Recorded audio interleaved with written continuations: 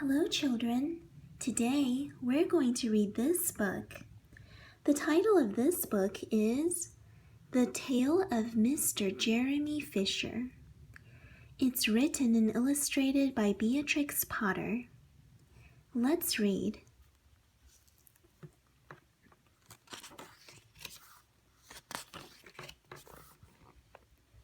The Tale of Mr. Jeremy Fisher by Beatrix Potter.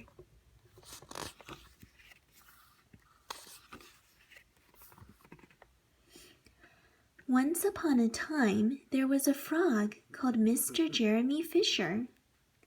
He lived in a little damp house amongst the buttercups at the edge of the pond. The water was all slippy-sloppy in the larder and in the back passage, but Mr. Jeremy liked getting his feet wet. Nobody ever scolded him, and he never caught a cold. He was quite pleased when he looked out and saw large drops of rain splashing in the pond.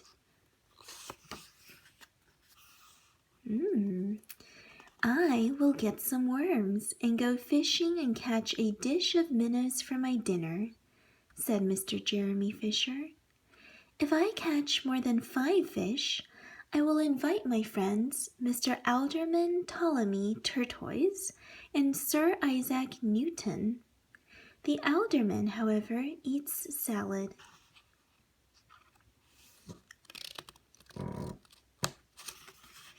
Look at Jeremy Fisher digging up worms. I think he'll put them into this little bait tin and take them with him to go fishing. Now Mr. Jeremy put on a mackintosh and a pair of shiny galoshes. He took his rod and basket and set off with enormous hops to the place where he kept his boat. Let's take a look at his boat. The boat was round and green and very like the other lily leaves. It was tied to a water plant in the middle of the pond. Look at this boat. What is it? That is a lily pad. It stays afloat on the water surface, so it makes a fine boat. Mr. Jeremy took a reed pole and pushed the boat out into open water. I know a good place for minnows, said Mr. Jeremy Fisher.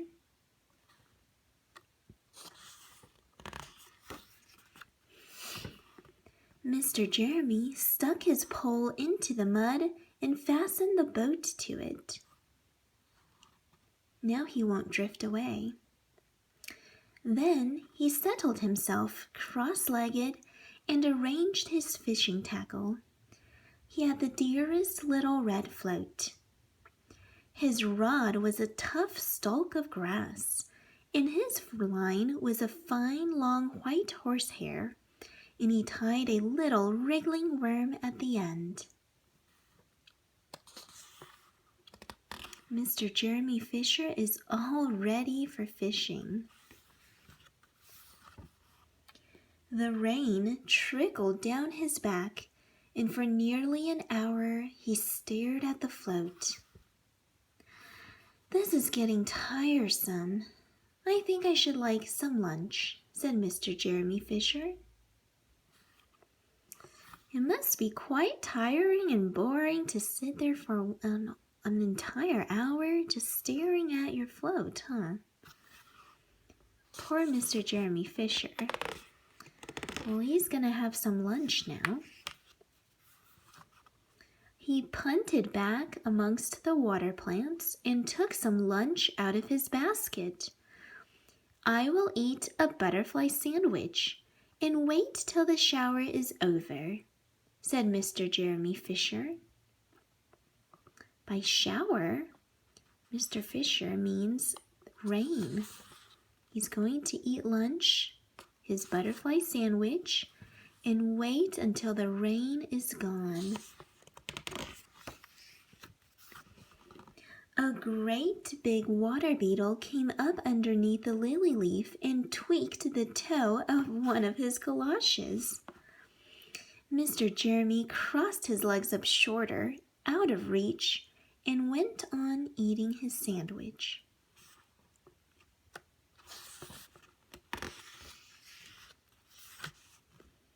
Once or twice, something moved about with a rustle and a splash amongst the rushes at the side of the pond. "I trust that it is not a rat," said Mr. Jeremy Fisher. I think I had better get away from here." Do you think Mr. Jeremy Fisher likes rats? Probably not. He thinks there might be one, and he wants to get away. Mr. Jeremy shoved the boat out again a little way and dropped in the bait. There was a bite almost directly, almost instantly. The float gave a tremendous bobbit. "A minnow, a minnow! I have hit him by the nose." "I have him by the nose," cried Mr. Jeremy Fisher, jerking up his rod. But what a horrible surprise! Instead of a smooth, fat minnow, Mr. Jeremy landed a little Jack Sharp the stickleback, covered with spines. Oh dear! Do you think Mr. Jeremy Fisher is happy about his catch? He got a stickleback covered in spines. He thinks it's a horrible surprise, so I'm guessing he does not like this. The stickleback floundered about the boat, pricking and snapping until he was quite out of breath. Then he jumped back into the water. Poor Mr. Jeremy Fisher. He got pricked and snapped by the little stickleback. And a shoal of other little fishes put their heads out and laughed at Mr. Jeremy Fisher. Poor Mr. Fisher. And while Mr. Jeremy sat disconsolately on the edge of his boat, sucking his sore fingers and peering down into the water, a much worse thing happened. A really frightful thing it would have been if Mr. Jeremy had not been wearing a mackintosh. Look! Something frightful, something scary is about to happen. What do you think will happen? Can you see what's in the water? I see the head of a very large fish. It's coming from Mr. Jeremy Fisher's foot, his foot that is underwater. Oh no, a great big enormous trout came up, kerplop, with a splash, and it seized Mr. Jeremy with a snap. Ow, ow, ow! And then it turned and dived down into the bottom of the pond. Oh dear! Poor Mr. Jeremy Fisher is now trapped in the jaws of this big, big trout. But the trout was so displeased with the taste of the mackintosh that in less than half a minute it spat him out again, and the only thing it swallowed was Mr. Jeremy's galoshes. Oh. The trout did not like the taste of the mackintosh, It was displeased with the taste. Thank goodness for Mr. Jeremy Fisher. He was able to escape and swim up to the surface of the pond. Mr. Jeremy bounced up to the surface of the water like a cork in the bubbles out of a soda water bottle, and he swam with all his might to the edge of the pond. How do you think Mr. Jeremy Fisher's feeling? He's swimming with all his might, trying to get away from the trout. He's probably feeling very, very frightened and terrified. He scrambled out on the first bank he came to, and he hopped home across the meadow with his mackintosh all in tatters.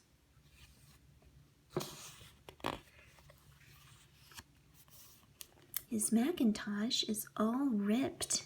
It's in tatters. What a mercy that was not a pike, said Mr. Jeremy Fisher. I have lost my rod and basket, but it does not much matter, for I am sure I should never have dared to go fishing again. He cried as he hopped home. Mr. Jeremy Fisher lost his rod and his basket, but he doesn't mind that much. He says he dares not to go fishing again. He doesn't want to go fishing. Why do you suppose so?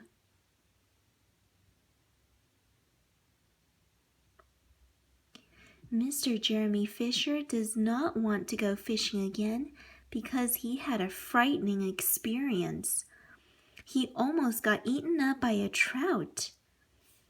He's scared and he does not want to go back for fear that it might happen again or something much worse.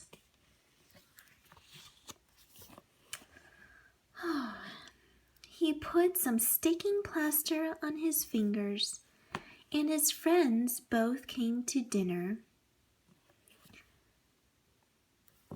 He could not offer them fish, but he had something else in his larder. Mr. Jeremy Fisher can't offer them fish. He doesn't have any. He wasn't able to catch any minnows today. But he has something else. Sir Isaac Newton wore his black and gold waistcoat. Look at that fancy waistcoat. Sir Isaac Newton is a newt.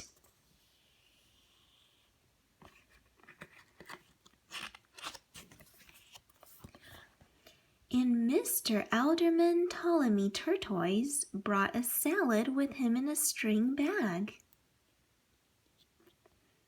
There's the tortoise, and he has his salad brought with him.